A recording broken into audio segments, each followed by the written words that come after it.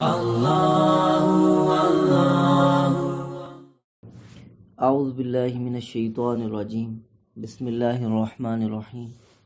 یہ سورہ بقرہ کا 6واں رکوع ہے۔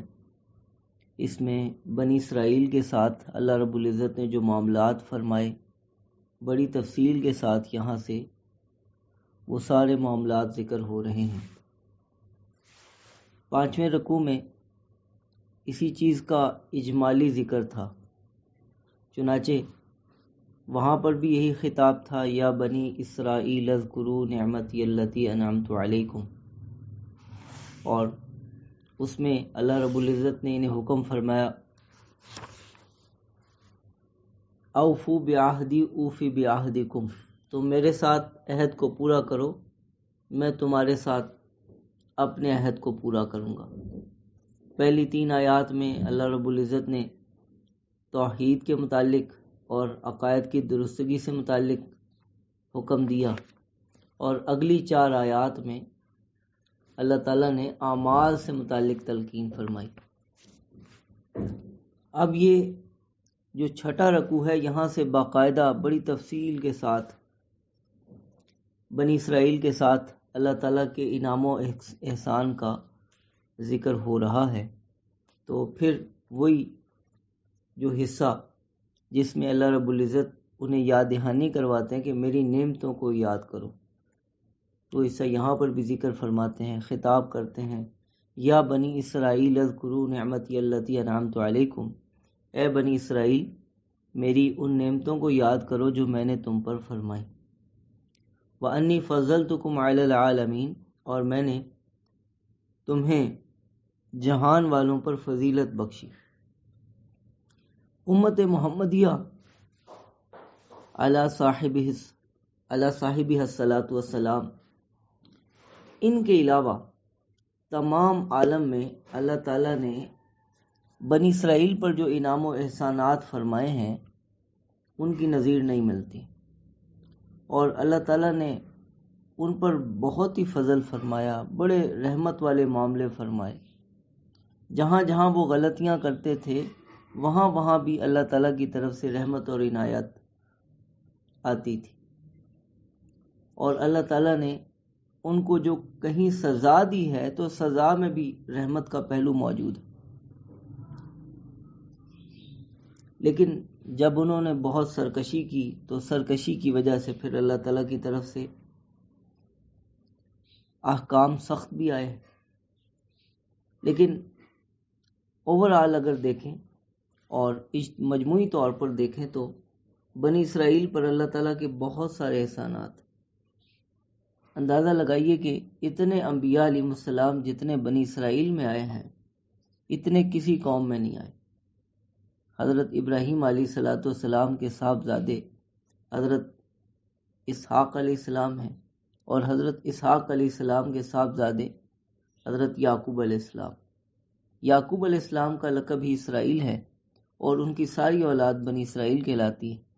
حضرت ابراہیم علیہ السلام کے بعد جتنے بھی انبیاء ہیں وہ سارے ان کی اولاد میں سے، اور حضرت محمد صلی اللہ علیہ وسلم کے علاوہ جتنے بھی انبیاء ہیں وہ حضرت یعقوب علیہ السلام کی اولاد میں سے، بنی اسرائیل میں سے۔ صرف نبی کریم صلی اللہ علیہ وسلم حضرت اسماعیل علیہ السلام کی اولاد میں سے۔ اندازہ لگائیے کہ بنی اسرائیل پر اللہ تعالیٰ کا کتنا انعام و احسان ہے اس حوالے سے بھی۔ حضرت موسیٰ علیہ السلام بھی بنی اسرائیل میں سے، حضرت عیسیٰ علیہ السلام بھی بنی اسرائیل میں سے۔ تمام تر کتابیں تورات، زبور، انجیل بنی اسرائیل پہ ہی اتری۔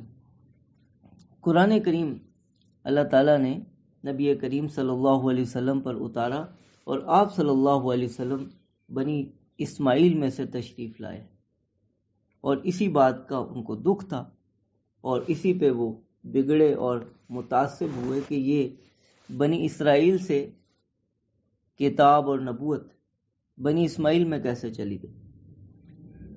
وَاتَّقُوا يَوْمًا لَا تَجْزِي نَفْسٌ عَن نَفْسٍ شَيْئًا، اس دن سے ڈرو جس دن کوئی نفس کسی نفس کے کچھ کام نہیں آئے گا۔ کوئی نفس کسی شخص کی طرف سے کچھ مطالبہ ادا نہیں کر سکے گا۔ تجزی کا مطلب ہوتا ہے جزا دینا، بدلہ دینا۔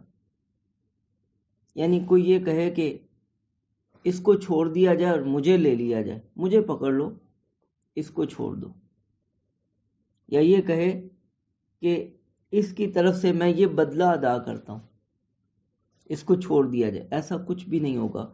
کوئی کسی کے کام نہیں آئے گا، نہ بیٹا باپ کے کام آ سکے گا، نہ بیٹی ماں کے کام آ سکے گی، اور نہ شوہر بیوی کے کام آئے گا، ایک دوسرے سے بھاگ رہے ہوں گے۔ ولا يقبل منها شفاعہ، اور کسی نفس سے کوئی سفارش اور شفاعت بھی قبول نہیں کی جائے گی۔ کیا ہوتا ہے نا، کوئی کسی کے لیے سفارش کرتا ہے تو سفارش کی بنیاد پر اس کے حق میں کوئی بہتر فیصلہ ہو جاتا ہے۔ کل قیامت کے دن شفاعت قبول نہیں کی جائے گی، لیکن کافروں کے حق میں، مومنین کے حق میں شفاعت کا قبول کیا جانا، یہ احادیث مشہورہ سے ثابت ہے۔ وَلَا يُؤْخَذُ مِنْهَا عَدْلٌ وَلَا هُمْ يُنصَرُونَ، اور نہ کسی سے کوئی بدلہ لیا جائے گا، معاوضہ لیا جائے گا۔ اوپر تو یہ تھا نا کوئی کسی کی طرف سے ادائیگی نہیں کر سکتا، یہاں یہ ہے کہ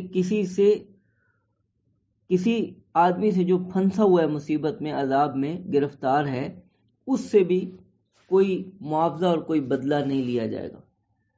یہاں تک کہ قرآن کریم میں آتا ہے کہ اگر کوئی آدمی اپنے آپ کو عذاب جہنم سے چھڑانے کے لیے زمین اور آسمان بھر سونا بھی دے دے تو پھر بھی اس سے اس کو قبول نہیں کیا جائے گا، ہوگا ہی نہیں، لیکن اگر ہوتا بھی تو قبول نہیں کیا جائے گا۔ وَلَا هُمْ يُنصَرُونَ، اور چوتھی صورت کہ کسی کی کوئی مدد بھی کوئی نہیں کر سکے گا۔ وَلَا هُمْ يُنصَرُونَ، ان کی کوئی حمایت نہیں کی جائے گی، ان کی کوئی مدد اور نصرت نہیں کی جائے گی۔ اس میں یہ ہوتا ہے کہ کوئی زور آور آئے اور زور آور آ کر کسی کو چھڑا لے جائے، یہ بھی نہیں ہوگا۔ تو 4 صورتیں ہو سکتی ہیں، چاروں صورتوں کی اللہ تعالیٰ نے نفی فرمائی۔ اس دن سے ڈرو جس دن کوئی کسی کی طرف سے کوئی بدلہ نہیں دے سکے گا، اور ولا يقبل منها شفاعہ، کسی کی طرف سے کافر کے حق میں سفارش قبول نہیں کی جائے گی۔ ولا يؤخذ منها عدل، اور کسی سے ذاتی طور پر بھی معاوضہ اور بدلہ نہیں لیا جا سکتا، نہیں لیا جائے گا۔ ولا هم ينصرون، اور کوئی طاقتور آ کر ان کی حمایت اور مدد بھی نہیں کرے گا، کچھ بھی ممکن نہیں ہوگا وہاں پہ۔ جو کرنا ہے یہاں پہ کر لو، اللہ تعالیٰ کو منا لو، اللہ تعالیٰ کی فرما برداری کرو۔ اسی کے لیے فرماتے ہیں یا بنی اسرائیل اذکروا نعمتی اللتی، اوپر آ چکا کہ اللہ تعالیٰ نے بنی اسرائیل کو اپنی نعمتیں یاد کروا کر اپنی طرف متوجہ کیا، لیکن امت محمدیہ کو اللہ تعالیٰ نے فرمایا کہ تم مجھے یاد کرو، میں تمہیں یاد رکھوں گا۔ نعمتیں نہیں یاد کروائیں، انہیں یہ نہیں کہا میری نعمتوں کو یاد کرو، بلکہ امت محمدیہ اللہ تعالیٰ کی محبت سے بھرے ہوئے، اللہ تعالیٰ نے فطری طور پر ان کے اندر محبت رکھی ہے، اس لیے اللہ تعالیٰ نے اپنی ذات کی طرف متوجہ کیا ہے، اپنی نعمتوں کی طرف ان کو متوجہ نہیں کیا۔ انہیں فرمایا ہے کہ تم مجھے یاد کرو، میں تمہیں یاد کروں گا۔ وَإِذْ نَجَّيْنَاكُمْ مِنْ آلِ فِرْعَوْنَ يَسُومُونَكُمْ سُوءَ الْعَذَابِ يُذَبِّحُونَ أَبْنَاءَكُمْ وَيَسْتَحْيُونَ نِسَاءَكُمْ، یہاں سے بنی اسرائیل کے تمام تر معاملات کی تفصیل شروع ہو رہی۔ وہ جو اوپر آیا نا انی فضلتکم علی العالمین، اور اذکروا نعمتی اللتی انعمت علیکم، میں نے تم پر جو نعمتیں کی ہیں ان کو یاد کرو، اور اس بات کو یاد کرو کہ میں نے تمہیں جہان والوں پر فضیلت بخشی، بہت سے انعامات اور احسانات تم پر فرمائے۔ ان انعامات اور احسانات کی فہرست اب شروع فرماتے ہیں یاد کرو اس وقت کو نجیناکم من آل فرعون، جب ہم نے تمہیں آل فرعون سے نجات عطا فرمائی۔ یسومونکم سوء العذاب، وہ تمہیں بڑا برا عذاب دیتا تھا۔ یذبحون ابناءکم، وہ تمہارے بیٹوں کو ذبح کر دیتا تھا۔ ویستحیون نساءکم، اور تمہاری عورتوں کو زندہ رکھتا تھا۔ بہت سخت عذاب میں اس نے تمہیں ڈال رکھا تھا۔ لڑکوں کو ذبح کر دینا، لڑکے کتنے محبوب ہوتے، بیٹوں سے کتنی محبت ہوتی، لیکن کوئی اس کے سامنے سر اٹھا نہیں سکتا تھا۔ اور لڑکیاں کتنی غیرت کی چیز ہوتی ہیں، انسان ان کو دوسروں کی خدمت کے لیے تھوڑی پالتا ہے، لیکن فرعون بنی اسرائیل کی لڑکیوں سے اپنے گھر کی خدمت لیتا تھا، اپنے محل کی خدمت لیتا تھا، اپنے لوگوں کی خدمت میں لگاتا تھا انہیں۔ تو یہ بڑی ذلت کا عذاب تھا جس میں فرعون نے اور آل فرعون نے بنی اسرائیل کو مبتلا کر رکھا تھا، گرفتار کر رکھا تھا۔ اللہ تعالیٰ نے آل فرعون سے موسیٰ علیہ السلام کی برکت سے، موسیٰ علیہ السلام کے ذریعے سے بنی اسرائیل کو نجات عطا فرمائی۔ فرماتے ہیں وفی ذالکم بلاء من ربکم عظیم، اور اس میں تمہارے رب کی طرف سے ایک بہت بڑی آزمائش تھی، بہت بھاری امتحان تھا کہ انسان کے برداشت سے باہر ہو جاتا ہے۔ اس وقت غزہ میں ہمارے مسلمان بھائیوں کو، بچوں کو، عورتوں کو شہید کیا جا رہا ہے، یہ ہمارے لیے بہت تکلیف دہ ہے۔ ایک وہ وقت تھا جب فرعون ظلم ڈھاتا تھا اور کوئی اس کے خلاف پروٹیسٹ بھی نہیں کر سکتا تھا، احتجاج بھی نہیں کر سکتا تھا۔ اللہ تعالیٰ نے آل فرعون سے بنی اسرائیل کو نجات عطا فرمائی۔ وَإِذْ فَرَقْنَا بِكُمُ الْبَحْرَ فَأَنْجَيْنَاكُمْ، اور جس وقت ہم نے سمندر کو تم سے چیر دیا، فرقنا شک کر دیا، پھاڑ دیا، جو اس کا پانی تھا وہ سمٹ کر دیواروں کی صورت میں کھڑا ہو گیا، درمیان میں راستے بن گئے، اور 12 راستے، چونکہ بنی اسرائیل کے 12 خاندان تھے، حضرت یعقوب علیہ السلام کے 12 بیٹے تھے، ان 12 بیٹوں سے 12 قبیلے بنے، اور یہ 12 قبائل حضرت موسیٰ علیہ السلام کے دور میں بھی موجود تھے۔ یہ 12 رستوں سے نکل کر جا رہے ہیں، اور اللہ تعالیٰ نے ان پانی کی دیواروں میں جو کالطود العظیم، بڑے پہاڑوں کی صورت میں کھڑی تھی دیواریں، ان کے درمیان اللہ تعالیٰ نے کھڑکیاں اور شگاف بھی رکھ دیے، ایک دوسرے کو دیکھ بھی رہے اور پر لطف انداز میں بڑے پرسکون اور اطمینان کے ساتھ وہاں سے گزر گئے، یہاں تک کہ گزرنے کے بعد ان کو شک ہوا شاید فرعون بھی غرق نہیں ہوا، ہم بچ گئے ہیں، بالکل سہولت کے ساتھ پہنچے ہیں، تو فرعون کیسے غرق ہو گیا ہوگا؟ ممکن ہے فرعون بچ گیا اور ہمارے پیچھے ہو۔ وہ تو اللہ تعالیٰ نے جب ان کو پار لگایا تو پھر اللہ تعالیٰ نے فرعون کی لاش کو باہر نکالا، انہوں نے دیکھا کہ اس کی لاش پڑی ہے، یہ تو واقعتاً مر گیا، تو وہ خدائی کا دعوے دار، اللہ تعالیٰ نے اس کو اس طرح سے ذلیل و رسوا کر کے غرق کیا اور تمام انسانیت کے لیے عبرت کا نشان بنا دیا۔ وَإِذْ فَرَقْنَا بِكُمُ الْبَحْرَ، اور جس وقت ہم نے سمندر کو تم سے پھاڑ دیا، فَأَنْجَيْنَاكُمْ، تمہیں نجات دے دی، وَأَغْرَقْنَا آلَ فِرْعَوْنَ، اور آل فرعون کو غرق کر دیا، وَأَنْتُمْ تَنْظُرُونَ، اور تم دیکھ رہے تھے۔ یہ بحر کلزم کے اندر یہ واقعہ پیش آیا۔ تو بحر کلزم راستے میں پڑتا تھا، حضرت موسیٰ علیہ السلام ان کو لے کر مصر سے جا رہے تھے، بنی اسرائیل کو لے کے جا رہے تھے، راستے میں بحر کلزم آیا، اب لوگ کہنے لگے انا لمدرکون، ہم تو پکڑے گئے، تو حضرت موسیٰ علیہ السلام نے فرمایا ان معی ربی سیہدین، میرے ساتھ میرا رب ہے، وہ مجھے راستہ دے گا۔ تو اللہ تعالیٰ نے فرمایا کہ آپ عصا ماریے، اور عصا ماریں گے تو اس میں راستے بن جائیں گے۔ یہ عصا کے معجزات اللہ تعالیٰ نے، یہ خود ایک معجزہ تھا، اور اس کے ذریعے سے اللہ تعالیٰ نے کئی اور معجزات اللہ تعالیٰ نے دکھائے۔ تو عصا مارا تو اس میں 12 رستے بن گئے اور یہ وہاں سے گزر گئے۔ جو بنی اسرائیل کے لوگ تھے ان کی تعداد تقریباً 6 لاکھ سے متجاوز تھی، اور جو پیچھے فرعونی آ رہے تھے ان کا جو مقدمۃ الجیش تھا، یعنی جو لشکر کا اگلا حصہ ہوتا ہے، وہی 6 لاکھ سے زیادہ کا تھا۔ مقدمۃ الجیش ایسے سمجھ لیں جیسے ایک گھوڑے کا سر ہوتا ہے اور اس کے پیچھے پورا ایک اس کا جسم ہوتا ہے، اور اس کے سمجھ لیں کہ دائیں اور بائیں اس کے پر بھی آپ لگا لیں، تو اس طرح سے جیش کی صورت ہوتی ہے۔ ایک اس کا اگلا حصہ ہوتا ہے، ایک میمنہ اور ایک میسرہ، یعنی دائیں اور بائیں، اور پھر ایک پیچھے ایک لمبی لائن ہوتی ہے لشکر کے اندر فوجیوں کی۔ تو یہ کوئی اندازاً 1 کروڑ کے قریب فوجی ہوں گے جو پیچھے دوڑے آ رہے تھے، چلے آ رہے تھے۔ اللہ تعالیٰ نے ان سب کو بحر کلزم کے اندر غرق فرما دیا، اور بنی اسرائیل کے یہ جو 6.25 لاکھ لوگ تھے ان کو اللہ تعالیٰ نے نجات عطا فرما دی۔ وَإِذْ وَعَدْنَا مُوسَىٰ 40 لَيْلَةً،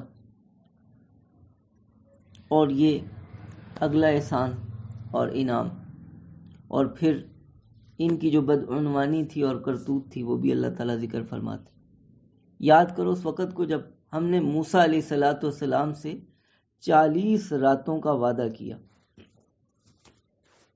موسیٰ علیہ السلام جب مصر سے نکل کر شام کی طرف جا رہے تھے تو راستے میں کوہ طور بھی پڑتا ہے۔ اب قوم نے کہا کہ ہمارے لیے کوئی اللہ تعالیٰ کی طرف سے احکام ہونے چاہیے، اور موسیٰ علیہ السلام کو بھی بڑا اللہ تعالیٰ سے اشتیاق تھا کہ اللہ تعالیٰ ضرور مجھے کوئی ہدایت نامہ عطا فرمائیں گے، انتظار تھا۔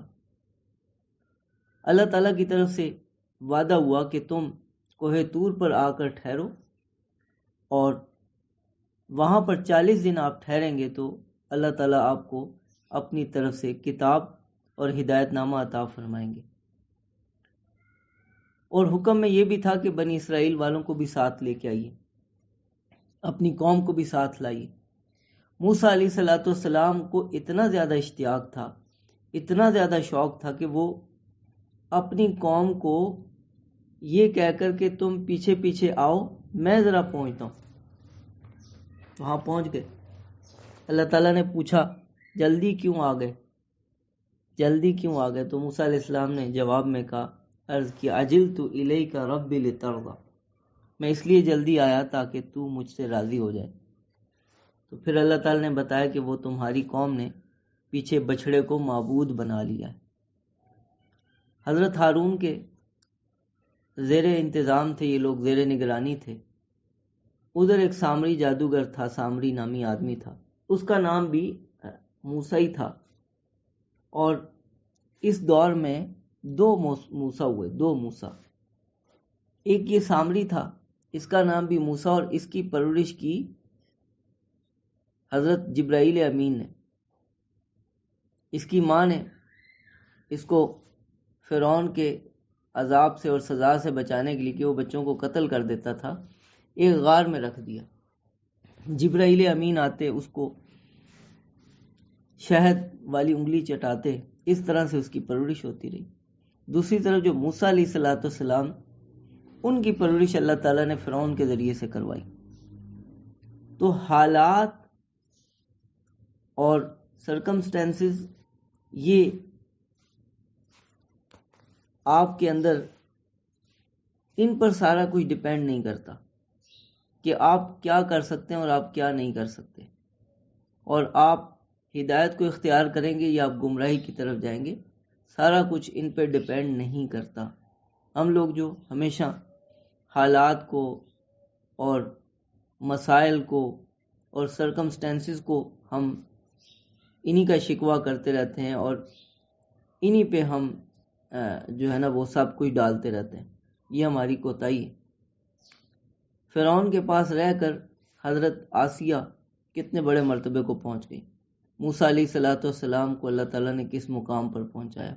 حضرت ابراہیم علیہ السلام نمرود کے دور میں کن لوگوں کے درمیان موجود تھے، ان کا باپ ہی بتوں کو بنایا کرتا تھا۔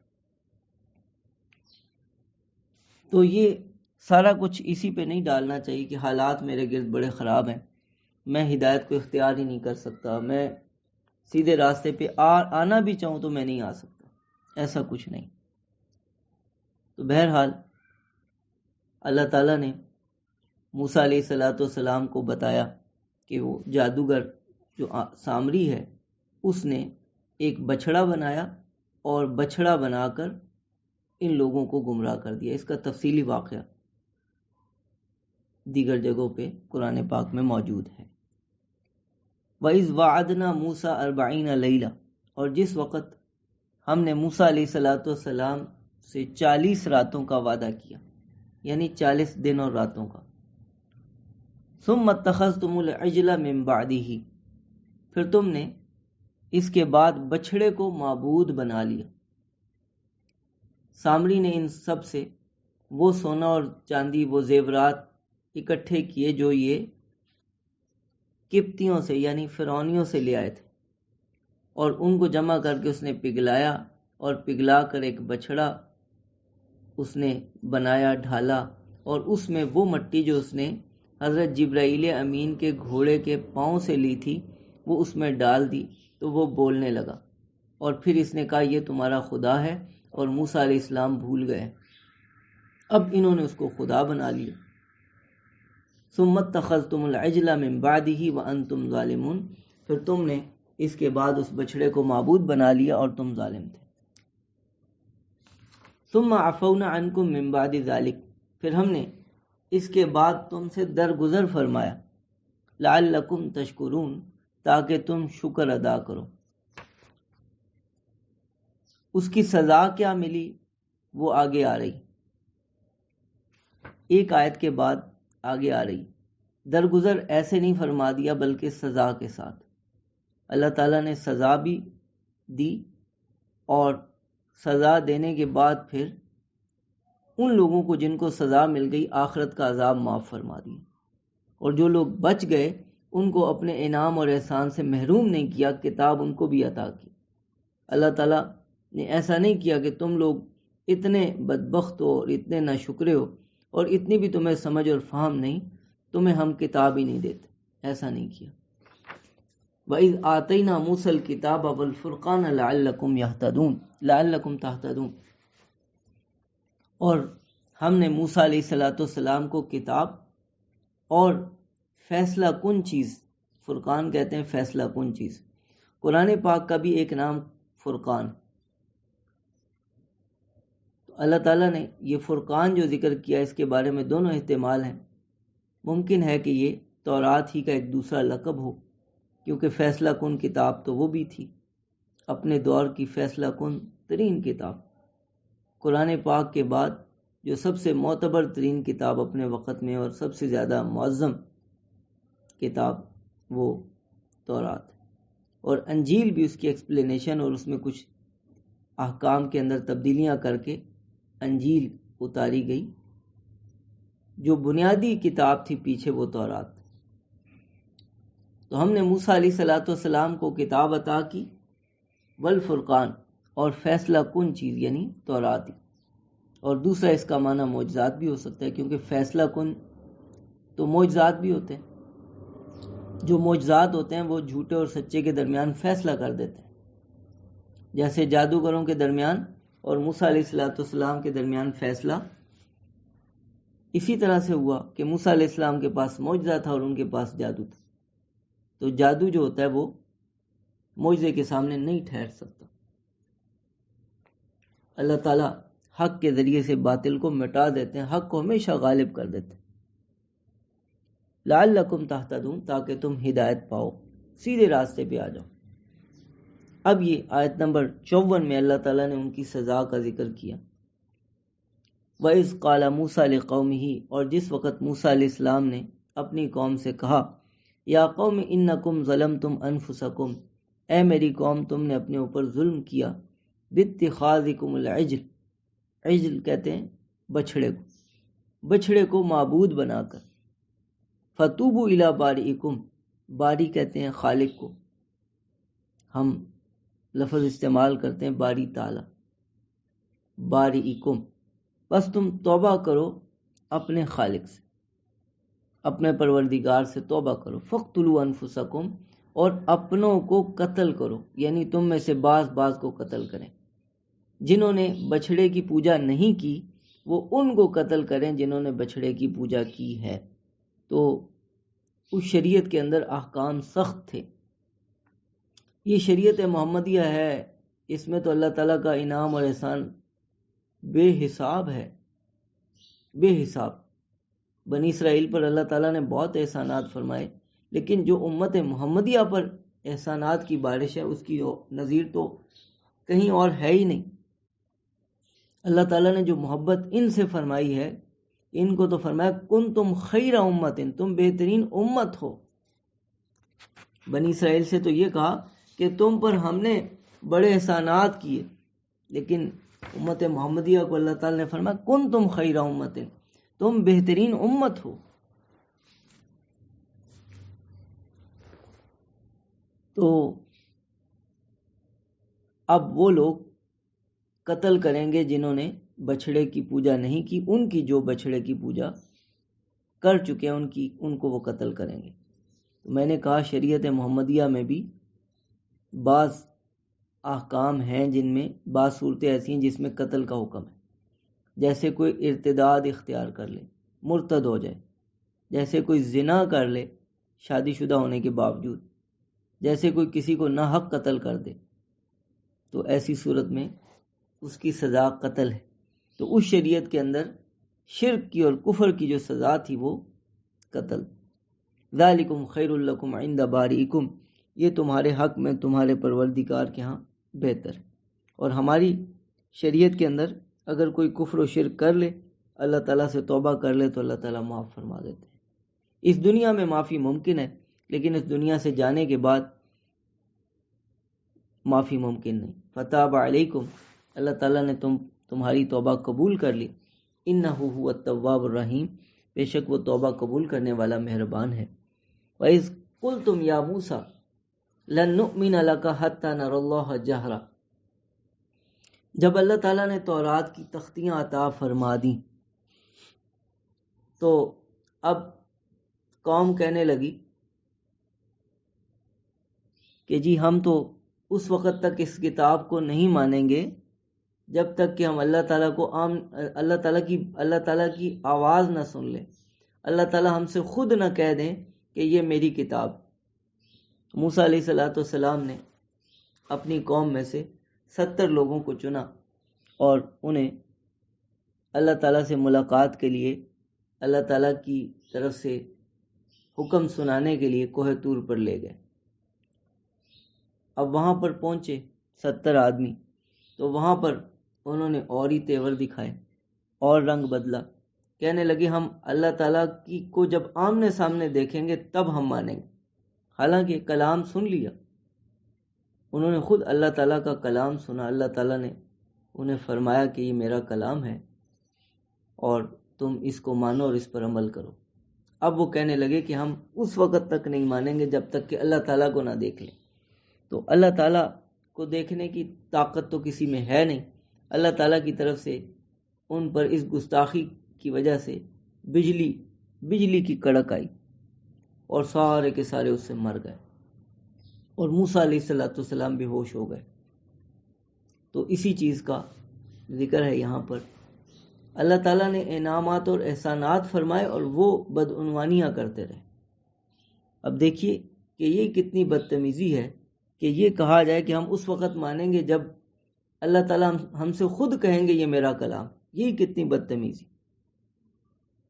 اس امت کا حال یہ ہے، امت محمدیہ کا، کہ ان کے بارے میں اللہ تعالیٰ فرماتے ہیں کہ جب ان پر اللہ کی آیات تلاوت کی جاتی ہیں تو ان کے رونگٹے کھڑے ہو جاتے ہیں اور ان کی جلد نرم پڑ جاتی، پھر ان کے دل جھک جاتے ہیں۔ تو یہ اس امت کا حال ہے۔ قرآن کی آیات 1400 سال سننے کے بعد بھی یہ ایسے قرآن پاک سے متاثر ہوتے ہیں، اور ان لوگوں میں اللہ کے نبی حضرت موسیٰ علیہ السلام موجود تھے، پھر بھی گستاخیاں کر رہے تھے۔ آپ ان صہیونی یہودیوں سے کیا امید رکھ سکتے ہیں؟ جو اس وقت کے یہودی ہیں آپ ان سے کیا امید رکھ سکتے ہیں؟ یہ پرلے درجے کے بدبخت ہیں، آپ ان سے کوئی رحمت کی، کوئی نرمی کی، کوئی اچھے برتاؤ کی امید نہیں رکھ سکتے۔ انہیں نہ انسانیت کا کوئی پاس ہے، نہ دین اور مذہب کا، نہ ان کو اللہ تعالیٰ سے کوئی تعلق ہے، نہ یہ اللہ تعالیٰ کے سامنے کوئی لرزاں ترساں ہوتے ہیں، ڈرتے نہیں، ڈر ہی نہیں ان کے اندر۔ وَإِذْ قُلْتُمْ يَا مُوسَىٰ، اور جس وقت تم نے کہا اے موسیٰ، لَن نُؤْمِنَ لَكَ حَتَّىٰ نَرَى اللَّهَ جَهْرًا، ہم ہرگز ایمان نہیں لائیں گے یہاں تک کہ ہم اللہ تعالیٰ کو آمنے سامنے دیکھ لیں۔ فَأَخَذَتْكُمُ الصَّاعِقَةُ، تمہیں بجلی کی کڑک نے پکڑ لیا، وَأَنْتُمْ تَنظُرُونَ، جبکہ تم دیکھ رہے تھے۔ وہ بڑی آواز تھی اور بجلی ان پر آن پڑی، آواز کے ساتھ یہ سارے کے سارے ہلاک ہو گئے۔ ثُمَّ بَعَثْنَاكُم مِّن بَعْدِ مَوْتِكُمْ لَعَلَّكُمْ تَشْكُرُونَ، پھر موسیٰ علیہ السلام نے دعا کی، یا اللہ پاک ان کو زندہ کر دیجئے، جو میری قوم ہے وہ تو پہلے ہی بہت زیادہ تہمت لگاتے ہیں، تو اے اللہ پاک آپ ان کو زندہ کر دیجئے، اٹھا دیجئے۔ ثم بعثناکم من بعد موتکم، اللہ تعالیٰ نے وہ دعا قبول کی، پھر ہم نے تمہیں اٹھا دیا تمہاری موت کے بعد، لعلکم تشکرون، تاکہ تم شکر ادا کرو۔